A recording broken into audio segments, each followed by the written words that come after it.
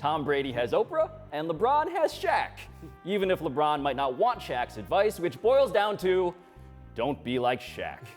Don't chase championships in your mid to late 30s. Here's the quote.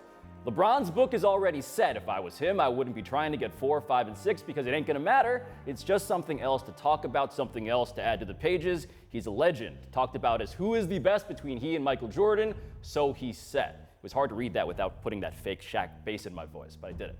That sounds pretty reasonable, Bo, what he was suggesting there.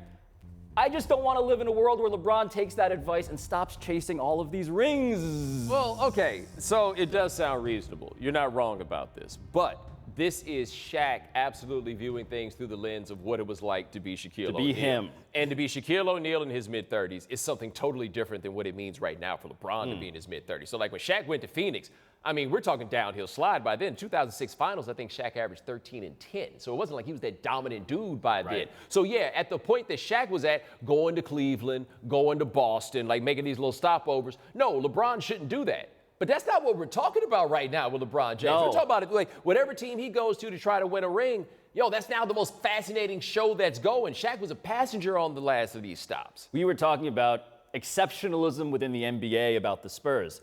LeBron James is exceptional when it comes to the human body, when it comes to the species of mankind.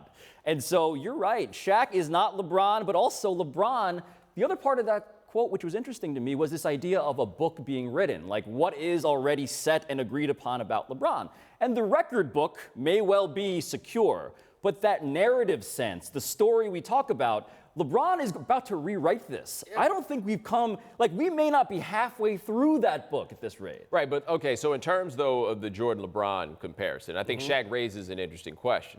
How many championships would it take for LeBron to win for this to be like some unequivocal case he's the greatest player of all time? Because I don't think he could do that without like 5. So let's say LeBron gets a 4th championship, and there would be something impressive about winning championships with 3 franchises. But let's say LeBron got a 4th championship.